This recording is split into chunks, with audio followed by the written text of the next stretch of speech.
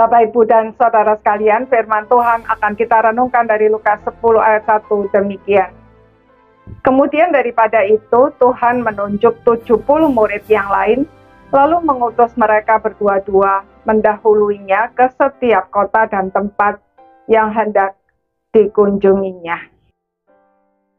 Saudara-saudara sekalian, banyak orang percaya merasa gagal ketika dengan susah payah memberitakan Injil dan melakukan pekerjaan Tuhan, tetapi ditolak. Padahal sebenarnya yang mereka tolak itu bukan kita, melainkan Tuhan Yesus. Mengapa? Karena tugas kita bukan mempertobatkan orang, melainkan mempersiapkan hati mereka untuk percaya dan menerima Kristus pada saat Tuhan Yesus melawat mereka. Itulah yang Tuhan perintahkan kepada para murid dan ke-70 orang yang diutusnya berdua-dua ke kota-kota yang akan dikunjungi Tuhan Yesus. Mereka diberi kuasa untuk menyembuhkan orang sakit, mengusir roh-roh jahat, dan banyak hal lain yang juga dilakukan Tuhan Yesus, serta memberitakan tentang kerajaan Allah, agar ketika Tuhan Yesus sampai di sana, mereka sudah siap untuk percaya dan menerima Dia.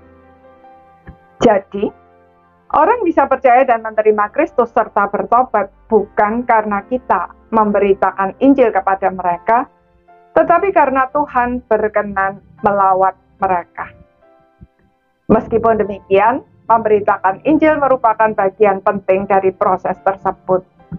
Dipanggil dan diutus untuk melakukannya adalah anugerah istimewa bagi setiap orang percaya. Mungkin saat kita memberitakan Injil, mereka menolak. Tetapi bukan berarti untuk selamanya pasti mereka menolak. Semua itu tergantung dari kapan saatnya Tuhan melawat mereka. Bisa besok, bisa tahun depan, bisa 10 tahun lagi, dan seterusnya. Saya teringat pengalaman seorang misionaris yang merasa gagal karena setelah bertahun-tahun memberitakan Injil tidak ada seorang pun yang tertarik kecuali seorang anak kecil berumur 10 tahun yang setiap hari datang untuk belajar firman Tuhan. Akhirnya misionaris itu pulang ke negaranya dengan sangat kecewa dan berhenti memberitakan Injil. Namun, benarkah dia gagal? Sama sekali tidak. Setelah sang misionaris itu pergi, anak kecil itu dipakai Tuhan luar biasa.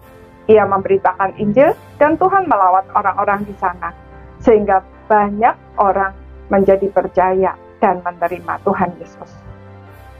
Saudara, apakah selama ini saudara sudah berusaha dengan segala daya memberitakan Injil dan merasa gagal karena orang-orang yang saudara layani menolaknya?